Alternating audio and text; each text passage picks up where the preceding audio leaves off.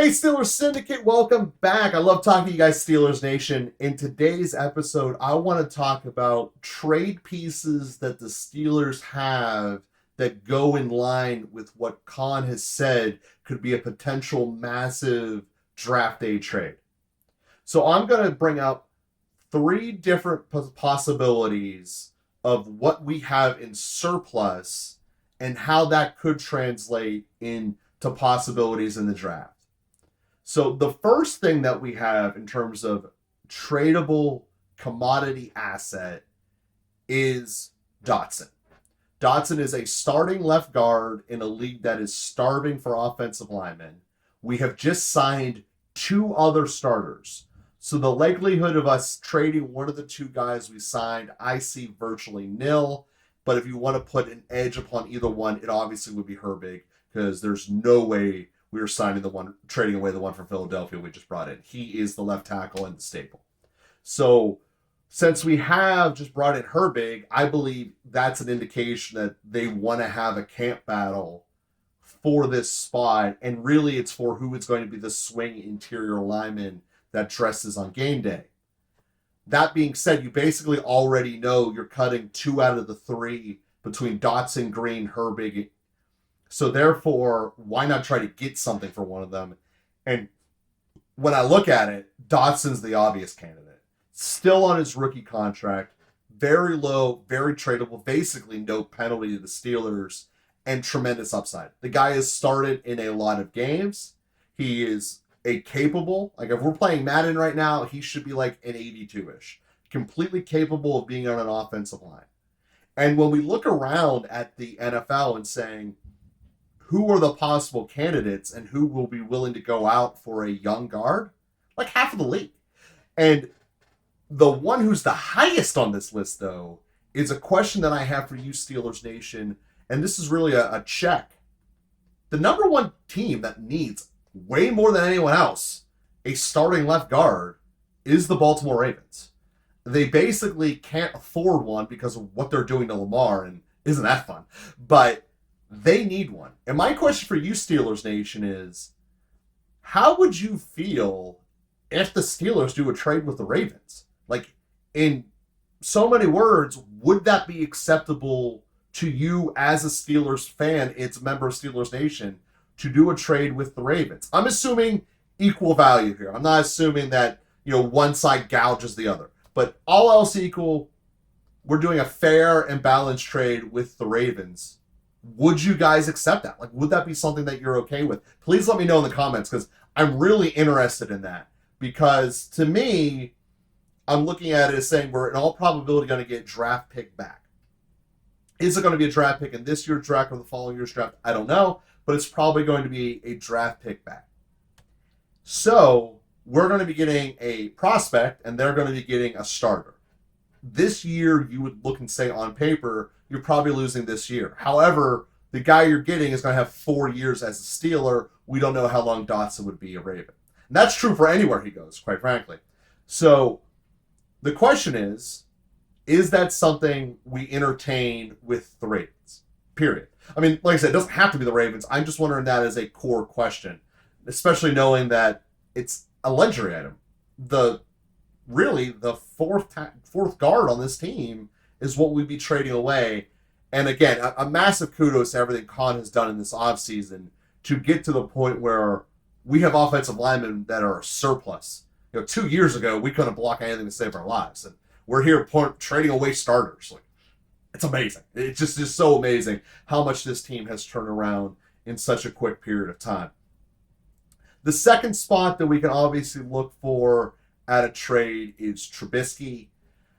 And this is nothing against Mitch. I mean, when we first acquired Mitch last offseason in the very beginnings of free agency, I was captaining the Mitch bandwagon. I honestly believed third pick overall, just had a year of tutelage underneath what I believe to be a top 3 quarterback in Josh Allen. He was going to come back and be successful. He doesn't work in Canada's system. I can go blue in the face for why Canada's system isn't capable, but Mitch also brought his own baggage and didn't help his situation either. So the question is, do you want to keep him here? Economically, he is incredibly affordable. There is no issue on that front because to bring in a quality backup, which Tomlin basically has said we're never not having a quality backup again. After the Duck year, he is scarred, and understandably so. So that being said, a quality backup's going to cost you maybe $1 million, maybe $2 million less than what we're paying Mitch anyway. So it's not like there's going to be a huge net savings there. But the point is that you can make an argument that Trubisky, for a team that doesn't get their quarterback that they're hoping to get early in the first round, could be a suitable replacement until the following years. Same questions remains. If Omar gets moved, would you trade Trubisky to Baltimore? And my answer is yes, because I know what he does when the offensive line breaks down and Minka will intercept that like crazy. But if you can get a fourth or a third round pick for Mitch, I absolutely would entertain and do that. And that's really where I look at this and say, it's nothing against Mitch by himself, but I look at this as the Steelers, given the fact that they're all in on Kenny, as they should be. I don't think you should get someone who's also believes they should be a starter. I think this is where we dive into this year's realm or this generation's realm of Charlie Batch or Leftwich. Someone who says, you know what? I'm not going to start. I'm okay with that, but I'm a good teacher and I will teach this guy to become better. I will give him my eyes and make the team better. And I get it. That's what quarterback coach is for and all of that. But there's definitely something more whenever he is an equal on your team, even though he's a backup. So I believe the Steelers overall this year and specifically moving forward would be better off with the Charlie Batch type than it would be with Trubisky. So that's just my initial take. I'm not talking like a Jared Stim of the world. I'm talking someone who has been around and just accepts it. Dalton would be the primary example of someone you could bring in, is capable in a pinch, but he's really here to teach. Flacco's too old, but that's the kind of tier that I'm talking about here. So, number 3. Who would we trade that we could get something that would be a massive deal for, and what circumstances would we do this? That's Deontay Johnson. Moving Deontay Johnson, Probable wide receiver, first off, anytime you move receivers, is a big deal. But the only reason I would consider moving Deontay is if we were going to get a quality rookie replacement. And if that means Addison, that means Addison. I would do that for that.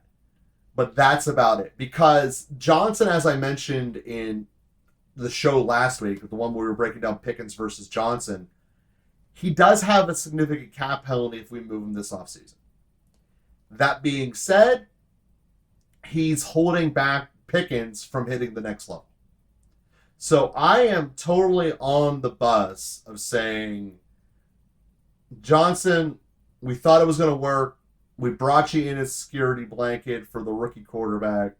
But in reality, we feel we'll get more for you by moving on from you, which I do believe the case.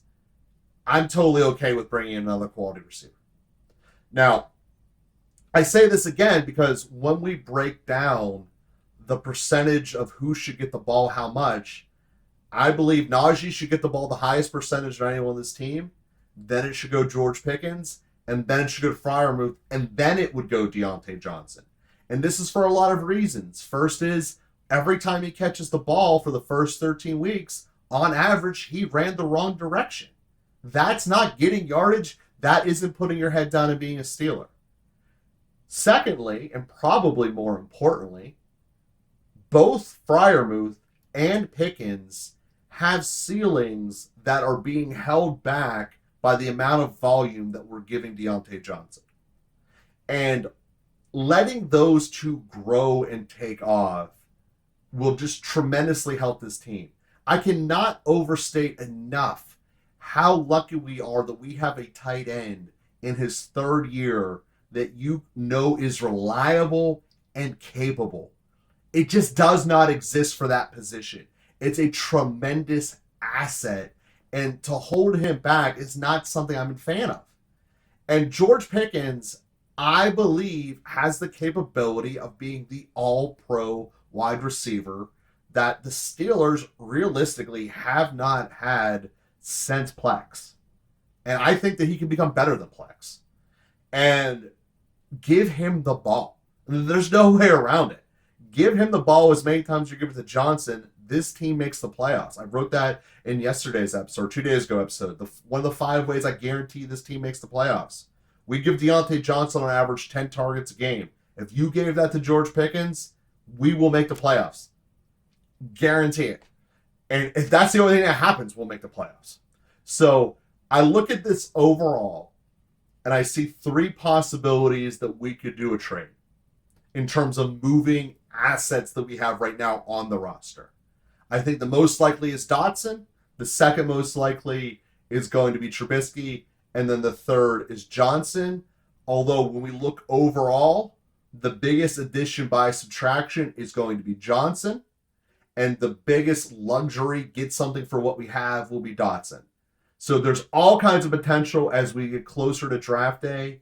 Any one of those 3 would be in play.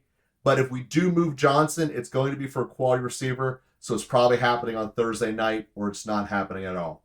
So we like you very much, Steelers Nation. Please thank you for continuing to watching and sharing with us. We will be with you again tomorrow.